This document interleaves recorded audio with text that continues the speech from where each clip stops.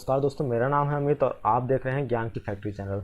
दोस्तों, हम लोग एक स्टैटिक जीके की सीरीज लेकर चल रहे हैं, जहां पे आज का जो हमारा डे है वो है डे 9। और डे 9 के अंदर जो हमारा टॉपिक है वो है 1857 की क्रांति, द 1857 रिवॉल्ट।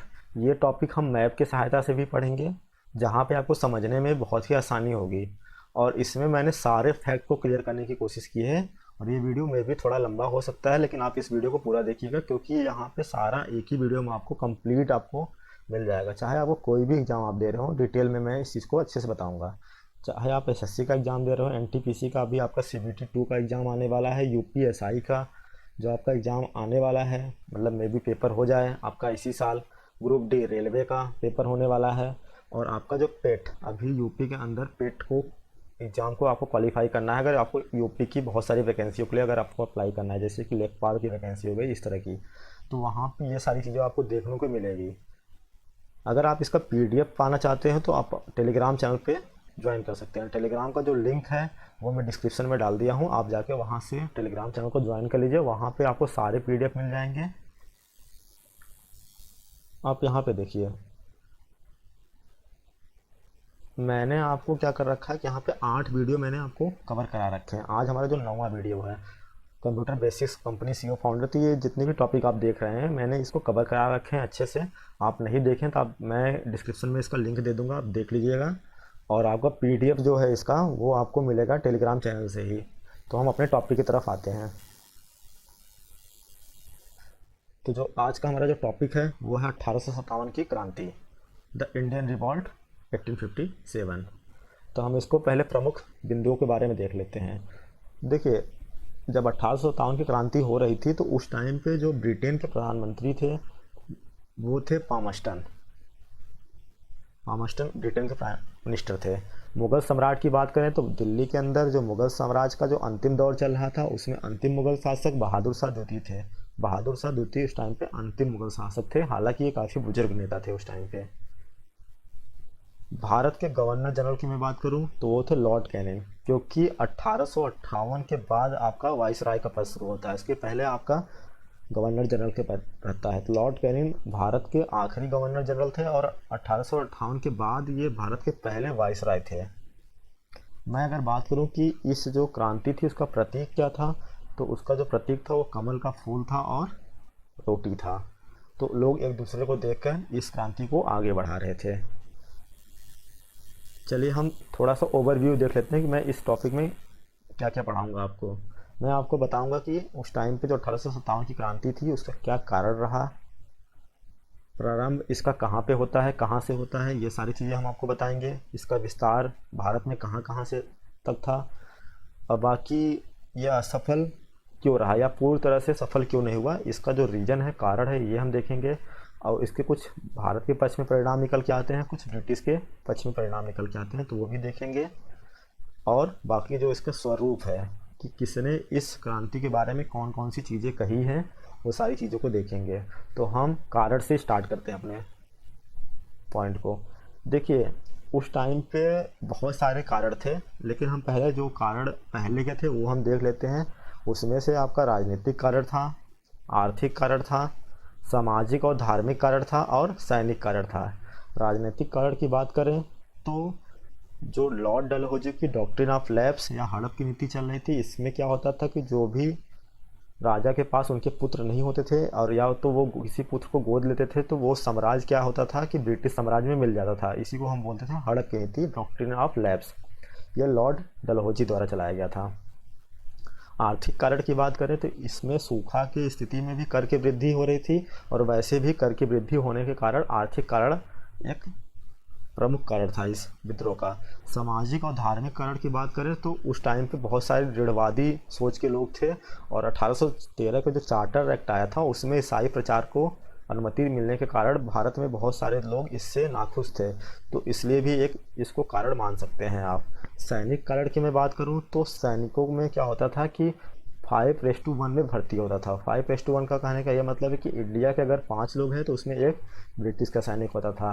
इतनी बड़ी भर्ती में सैलरी में बहुत सारे भेदभाव थे, एक तो ये रीज़न था कि भाई इन ब्रिटिशों को ज़्यादा सैलरी दी जाती थी और इंडियन को कम सैलरी दी जाती थी। दूसरा ये था कि इनके कपड़ों में भी भेदभाव आपको देखने को मिलेगा।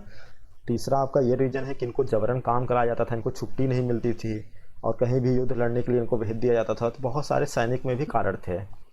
लेकिन अगर हम तत्कालिक कारण की बात करें तो उस टाइम पे जो मेन रीज़न था तत्कालिक कारण वो क्या था, आपको आपको पता होगा कि 1857 में क्रांति होती है, लेकिन दिसंबर के टाइम पे 1856 में, ये दिसंबर की बात है, एक बंदूक होती है लोहे की, इसका नाम है ब्राउन बेस।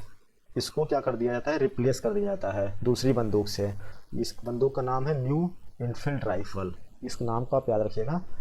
इसको इससे रिप्लेस कर दिया जाता है। यहाँ पे दिक्कत नहीं होती है, जो इसमें कारतूस लगाया जाता है, कारतूस खोलने के लिए मुंह से खोला जाता था उस टाइम पे कारतूस। तो ये अफवाह उस टाइम पे फैल गई। अब ये अफवाह कह लीजिए आप, यह सही बात थी कि जो कारतूस है उसमें गाय और सूअर का मांस की चर्बी का प्रयोग हो रहा था। चूँकि जितने भी सैनिक थे भारतीय, या तो वो हिंदू मुस्लिम सिख या किसी भी धर्म से थे, तो ये इन सब परंपराओं को मानते थे और इसी के कारण वो इससे असंतोष थे। तो ये भी एक तत्कालिक कारण उस टाइम पे देखने को मिला था 1857 की क्रांति के टाइम पे। देखिए हम कुछ इम्पॉर्टेंट तिथियों की बात कर लेते हैं कि कौन सी तिथि आपको याद रखना है। देखिए मैंने आपको बताया कि 1857 में क्रांति स्टार्ट होती है, फिर फरवरी में दमदम में थोड़ा इसका प्रभाव देखने को मिलता है, लेकिन बहुत ज़्यादा नहीं देखने को मिलता है। फिर ये बहरामपुर आती है, बहरामपुर के बाद ये आपको याद रखना बैरकपुर। बैरकपुर में क्या होता है कि 29 मार्च में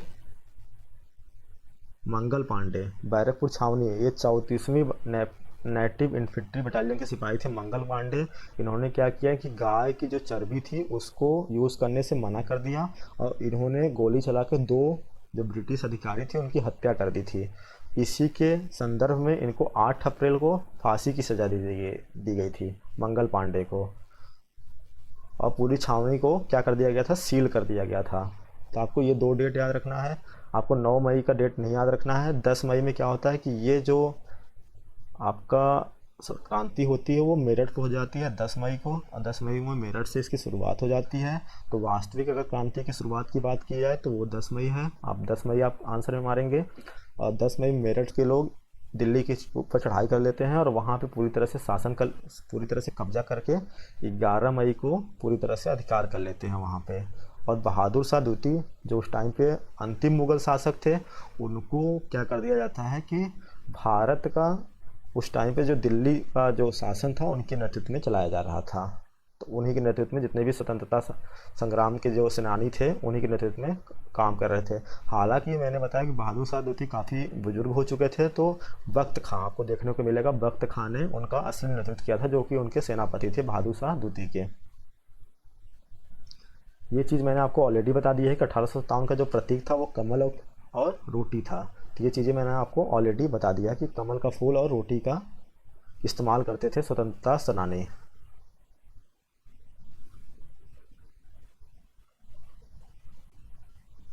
अब मैं बात कर रहा हूँ कि कौन से विद्रोही नेता, उनका केंद्र कौन सा था, उनके दमनकर्ता कौन थे। उनके केंद्र के बारे में पढ़ेंगे, उनके विद्रोही नेता के बारे में पढ़ेंगे जो 1857 के हैं, और उनको कौन दमन किया। आपको डेट वगैरह एक का याद रखना है बस, दिल्ली का। बाकी आपको किसी का भी डेट ये सब नहीं याद रखना, इसका कोई मतलब नहीं है। ये सिर्फ मैंने आपको समझाने के लिए लिख रखा है। देखिए दिल्ली से स्टार्ट करते हैं हम। दिल्ली की बात करें तो मैंने आपको बताया 10 मई से मेरठ से क्रांति स्टार्ट होती है और 11 मई पे दिल्ली पे कब्जा हो जाता है। तो इसलिए मैंने यहाँ पे देखिए 11 मई 1857 में विद्रोही तिथि का डेट लिख रखा है।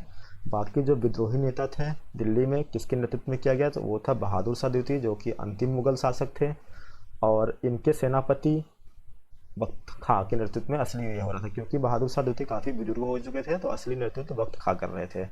इनको जो दबाने के लिए पहले निकलसन को भेजा गया, जो अंग्रेज के सेनापति थे, पहले इनको मार दिया गया। फिर उसके बाद में हेडसन आए। कानपुर की बात करें तो कानपुर में नाना साहब और उनकी हेल्प कर रहे थे तात्या टोपे। तात्या टोपे हालांकि ये ग्वालियर से संबंधित थे मेन, लेकिन नाना साहब कानपुर से नेतृत्व कर रहे थे। इनको दबाने के लिए कैंपबेल को भेजा गया। लखनऊ की मैं बात करूं तो लखनऊ में बेगम हजरत महल इसकी नेतृत्व कर रही थी, और इनको भी दबाने के लिए कैंपबेल को ही भेजा गया। झांसी की मैं बात करूं तो रानी लक्ष्मीबाई, और ग्वालियर की बात करूं तो तात्या टोपे, इन दोनों को दबाने के लिए जनरल हीरोज को भेजा गया। झांसी की रानी आपको पता है कि अपने दत्तक पुत्र दामोदर के लिए लड़ रही थी। जगदीशपुर की मैं बात करूं तो जगदीशपुर में आपको पता है, जगदीशपुर ये बिहार वाला हिस्सा है, आरा वगैरह उधर पड़ता है। तो बाबू कुंवर सिंह बहुत ही हिम्मती नेता थे, हिम्मती विद्रोही नेता थे। तो इनको दबाने के लिए विलियम टेलर और विंसेंट आयर को भेजा गया था। आप सिर्फ विलियम टेलर याद रखिएगा, क्योंकि आपके एग्जाम में सिर्फ यही यही पूछा जाता है। फैजाबाद वगैरह आपको नहीं याद रखना है। हाँ, इलाहाबाद आप लिकायत अली, इलाहाबाद को आप लिकायत अली विद्रोही नेता थे, और ये उस टाइम पे प्रोफेसर थे इलाहाबाद में। और इनको दबाने के लिए कर्नल नील, बरेली, बरेली खान बहादुर खां के नेतृत्व में लड़ा गया। और फतेहपुर आपको नहीं याद रखना है। और इसके कौन विद्रोही नेता थे? वो थे बरेली के खान बहादुर खान। अब हम देखते हैं मैप की सहायता से कि ये चीज़ कैसे कैसे कहाँ कहाँ फैली। देखिए, मैंने आपको बताया कि बैरकपुर 29 मार्च में बैरकपुर से निकलते हुए आपको 10 मई को मेरठ में ये पहुंच जाता है, और फिर 11 मई को दिल्ली में पहुंच जाता है। तो इसी तरह से ये आप जब देखेंगे पूरे मैप में, तो आपको ये पता चलेगा कि इसका जो क्षेत्र था वो सिर्फ उत्तर भारत तक ही रहा सीमित। इसका दक्षिण भारत इसमें अछूता रहा। इसकी वजह से एक बहुत ही बड़ा रीजन है असफल होने का। तो मैं आपको बता दिया हूँ कि दिल्ली से जो नेतृत्व कर रहे थे वो बहादुर शाह जफर कर रहे थे, बरेली से खान बहादुर खां कर रहे थे, कानपुर से आपका नाना साहब कर रहे थे, ग्वालियर से तात्या टोपे कर रहे थे, झांसी की रानी लक्ष्मीबाई कर रहे थे, जो आपका जगदीशपुर और आरा वाला इलाका था वहाँ से बाबू कुंवर सिंह कर रहे थे, बैरकपुर से मंगल पांडे ने इस विद्रोह की शुरुआत की थी। तो ये सारी चीज़ें हैं। इलाहाबाद से मैंने बता दिया लिकायत अली, और आपका जो लखनऊ है वो है बेगम हजरत महल ने किया था। तो ये सारी चीज़ें थी। देखिए, जो तात्या टोपे थे ग्वालियर से नेतृत्व कर रहे थे, इनके एक मित्र थे राजा मानसिंह, इनके द्वारा गद्दारी कर दी गई राजा मानसिंह द्वारा। इसी कारण तात्या टोपे को अंग्रेजों ने क्या कर लिया था, गिरफ्तार कर लिया था। तो वही चीज़ मैंने यहाँ पे लिख रखी है। अब हम एक एक करके अच्छे से पढ़ते हैं कि कौन कौन सारी चीज़ें हैं। तो हम ज़्यादा डिटेल में नहीं जाएंगे, लेकिन तब भी आपको जो भी क्वेश्चन बन सकता है वो मैं बताऊंगा। नाना साहब से आपसे पहले याद रखना है कि ये कहाँ से नेतृत्व कर रहे थे। ये कानपुर से नेतृत्व कर रहे थे, पहला पॉइंट तो ये याद रखना है। और ये बाजीराव द्वितीय के दत्तक पुत्र थे। दत्तक पुत्र होने का मतलब ये है गोद लिए हुए पुत्र थे, और इनका वास्तविक नाम धंधुपंत था। तो ये भी आपको ये पता होना चाहिए। और इनको नाना साहब के नाम से मशहूर थे ये। तो आपको ये सारी चीज़ें पता होनी चाहिए। नाना साहब ये क्यों लड़ाई में कूद पड़ते हैं? क्योंकि जो हड़प नीति चलती है तो वहाँ पे इनको पेशवा का उत्तराधिकारी मानने से अस्वीकार कर दिया जाता है, इसलिए नाना साहब इस क्रांति में कूद पड़ते हैं। और बहुत ही मतलब एक क्रांतिकारी स्वतंत्रता सेनानी थी ये। तात्या टोपे की बात करते हैं। तात्या टोपे को इनका जो वास्तविक नाम था वो था रामचंद्र पंडुरंग। अगर इनसे पूछा जाता है कि ये कहाँ से नेतृत्व कर रहे थे, पहली बात तो ये कानपुर में नाना साहब का हेल्प कर रहे थे, प्लस ग्वालियर में ये क्या कर रहे थे, यहाँ से भी नेतृत्व कर रहे थे ग्वालियर से। इनको क्या कहते हैं, इटली का गैरीबॉल्डी कहते हैं। लास्ट में क्या होता है कि इनको जो अंग्रेज होते हैं वो तोप में बनवा के उनको उड़वा देते हैं। तो तात्या टोपे साहब को इतनी सारी पॉइंट को याद रखना है। महारानी लक्ष्मीबाई के बारे में कौन जाता है? हाल ही में एक मूवी आई थी मणिकर्णिका, इनके बचपन का नाम था मणिकर्णिका, इसलिए उस मूवी का नाम भी मणिकर्णिका ही रखा गया था। इनका मणिकर्णिका नाम ऐसे नहीं पड़ा है क्योंकि इनका जो जन्म था वो वाराणसी में गंगा नदी के किनारे हुआ था। और आपको पता होगा कि वहाँ पे एक मणिकर्णिका घाट है जहाँ पे शव को जलाया जाता है, वहीं पे इनका जन्म हुआ था। तो इनका इसी वजह से इनका नाम, बचपन का नाम मणिकर्णिका पड़ा था। तो इनकी जो शादी होती है वो झांसी के राजा गंगाधर राव के साथ हो जाती है। तो शादी के कुछ सालों बाद इनका जो पति हैं गंगाधर राव, इनकी मृत्यु हो जाती है और उनका वहाँ पे नाम महारानी लक्ष्मीबाई हो जाता है। और इनकी मृत्यु के पश्चात ये क्या करती हैं कि दामोदर राव, जो कि दत्तक पुत्र हैं एक, इनको गोद लेती हैं। हालांकि जो लॉर्ड डलहौजी की हड़प नीति है, डॉक्ट्रिन ऑफ लैप्स, गोद निषेध नियम जिसको बोलते हैं, उसका लाभ उठाकर झांसी को क्या किया जाता है, ब्रिटिश साम्राज्य में मिला दिया जाता है। इससे असंतोष होकर महारानी लक्ष्मीबाई ने तलवार उठा ली थी। आपने वो बचपन में कहानी भी पढ़ी थी कि क्या खूब लड़ी रानी, वो झांसी वाली रानी थी। तो बिल्कुल भयंकर तरह से अंग्रेज़ों के खिलाफ ये लड़ती हैं और लड़ते लड़ते वीरगति को प्राप्त हो जाती है। तो महारानी लक्ष्मीबाई के बारे में आप इतनी सारी चीज़ें याद रखेंगे। बाबू कुंवर सिंह के बारे में आपको बता दूं, बाबू कुंवर सिंह बिहार से जगदीशपुर से क्या थे, जमींदार थे। इनको राजा के नाम से ये विख्यात थे और इनका जो जगदीशपुर से ये लड़ रहे थे और ये अंग्रेज़ों के खिलाफ बहुत ही भीषण युद्ध करते हैं और इनको सफलता भी मिलती है। आजमगढ़ में ये सफल होते हैं और वाराणसी में भी ये सफल होते हैं पूरी तरह से। बेगम हजरत महल से बस आपको इतना पॉइंट याद रखना है कि बेगम हजरत महल कहाँ से नेतृत्व कर रही थी, ये लखनऊ से नेतृत्व कर रही थी। बेगम हजरत महल लखनऊ से नेतृत्व कर रही थी और इनको जो दमन करता है वो है जनरल कैंपबेल। इन्होंने इनका दमन किया था। बहादुर शाह द्वितीय की बात करते हैं। बहादुर शाह द्वितीय के बारे में मैंने बता दिया है कि ये अंतिम मुगल शासक थे और ये काफ़ी वृद्ध होने के कारण इनकी जो वास्तविक सेनापति बख्त खां, उन्होंने इसका नेतृत्व किया था दिल्ली की तरफ से। तो यही सारी चीज़ें हैं। 11 मई में इनको क्या किया गया, क्रांति के जो कारी थे इनको नेतृत्व सौंप देते हैं और ये अंतिम मुगल सम्राट थे। इनको दबाने के लिए अंग्रेज़ों ने हैंडसन को भेजा था। फिर उसके बाद आपने पढ़ा होगा, फिर उसके बाद क्या होता है कि जो रंगून, इनको गिरफ्तारी करने के बाद रंगून में भेज दिया था। रंगून प्रेजेंट टाइम में म्यांमार के अंदर है, उस टाइम में बर्मा कहा जाता था। वहीं पे इनकी क्या हो जाती है, बहादुर शाह द्वितीय की मृत्यु हो जाती है। तो इनका जो सहयोग है वो बहुत ही स्मरणीय रहेगा हमेशा 1857 की क्रांति में।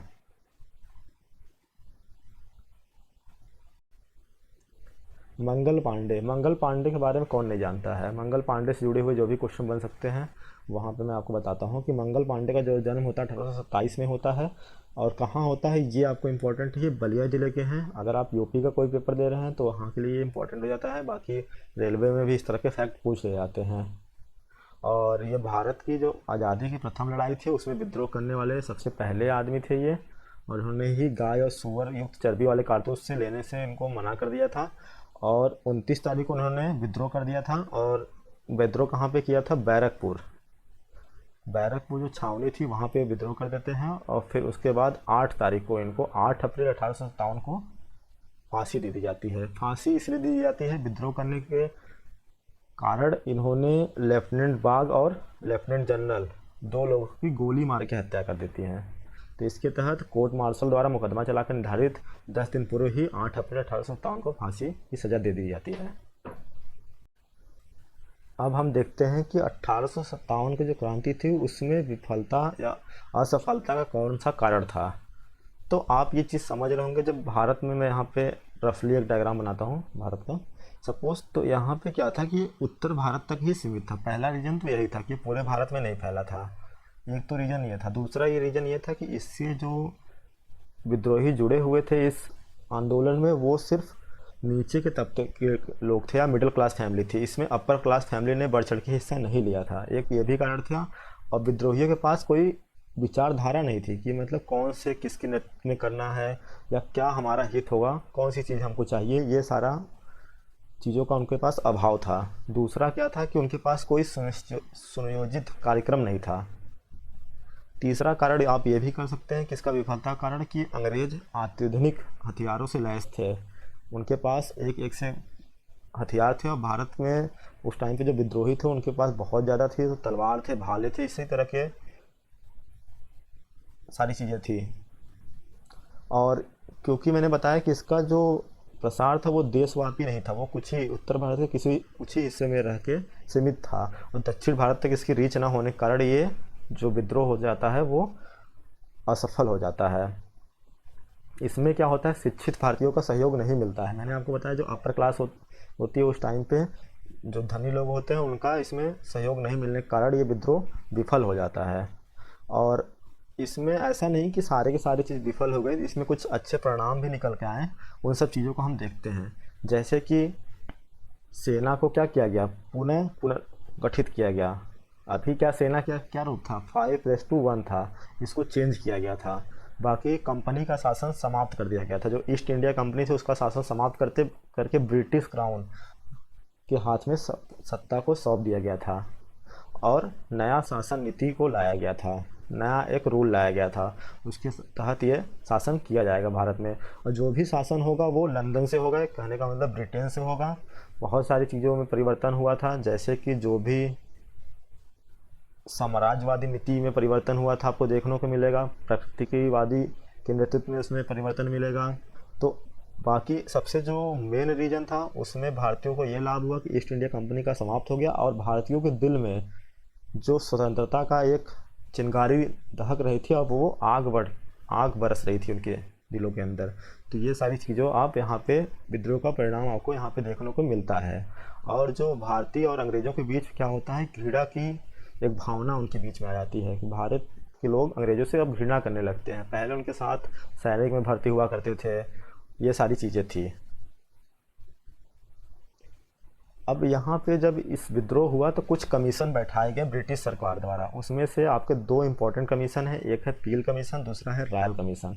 पील कमीशन में क्या हुआ कि 1858 के विद्रोह के बाद ब्रिटिश सरकार द्वारा सेना के पुनर्गठन के लिए पील कमीशन की रिपोर्ट पर सेना ने भारतीय सैनिकों की तुलना में यूरोपियों का अनुपात बढ़ा दिया था।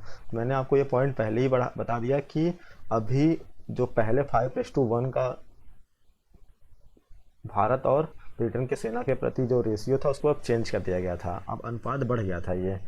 दूसरा, रॉयल कमीशन ने ये कहा कि फूट डालो राज करो की नीति का अनुसरण करते हुए सेना को रेजिमेंट की जाति, समुदाय और धर्म में बांटने का निर्णय लिया था। इसमें क्या हुआ था, गोरखा बटालियन अलग कर दिया गया था, सिख रेजिमेंट अलग कर दिया गया था। तो इस तरह से बहुत सारी चीज़ों को रॉयल कमीशन में बताया गया था। तो पील कमीशन और रॉयल कमीशन आप 1857 की क्रांति से याद रख सकते हैं। अब हम यहाँ पे देखेंगे कि जो 1857 की क्रांति है उसमें जो इतिहासकार हैं वो क्या क्या कहते हैं। इसी को हम स्वरूप बोलते हैं कि किसने क्या क्या कहा।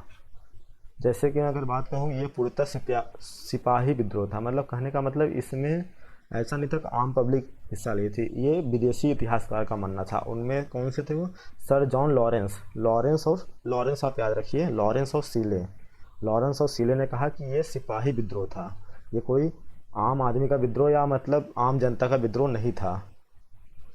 लॉरेंस ने यह भी कहा था कि अगर यदि ये विद्रोही में कोई एक नेता होता तो हम सदैव के लिए हार जाते हैं, क्योंकि ये विद्रोह इतना ज़्यादा भयंकर हो चुका था। अगर दक्षिण भारत इससे जुड़ जाता तो ये विद्रोह का रूप कुछ अलग ही होता। इन सब चीज़ों का जॉन सीले कहते हैं कि यदि विद्रोह पूर्णतः देशभक्ति रहित स्वार्थपूर्ण सैनिक विद्रोह था जिसका ना कोई नेतृत्व था ना कोई जन समर्थन, तो ये ऐसी इतिहासकार का मानना है ये सारी चीज़ें। लेकिन जो बी.डी. सावरकर थे, जो भारतीय इतिहासकार है, उन्होंने अपने किताब में ये भी बोला है और उन्होंने ये बताया कि 1857 का जो विद्रोह था एक सुनिश्चित राष्ट्रीय स्वतंत्रता संग्राम था और ये प्रथम संग्राम था। ये इन्होंने बी.डी. सावरकर ने बोला था। उसी क्रम में कुछ जो इतिहासकार थे, जो भारतीय इतिहासकार थे, उसमें आपके आर.सी. मजुमदार ने यह कहा कि ये ना तो ये प्रथम स्वतंत्रता संग्राम था, ना ही स्वतंत्रता संग्राम था, ना ही राष्ट्रीय संग्राम था। तो ये आर.सी. मजुमदार ने बोला। ये इसलिए बोला क्योंकि उन्होंने ये देखा कि जो शिक्षित वर्ग था इससे नहीं जुड़ा था, दक्षिण भारत के लोग इससे नहीं जुड़े थे, तो इसलिए ये स्टेटमेंट उन्होंने दिया था। राष्ट्रीय विद्रोह की जो संज्ञा देते हैं वो अशोक मेहता, जो इतिहासकार है, बहुत ही फेमस इतिहासकार है, उन्होंने कहा कि ये एक राष्ट्रीय विद्रोह था। हिंदू मुस्लिम षड्यंत्र की बात करें तो ये हिंदू मुस्लिम षड्यंत्र एक विदेशी इतिहासकार जेम्स आउटरम ने बोला है। तो आपको ये सारी चीज़ें याद रखना है।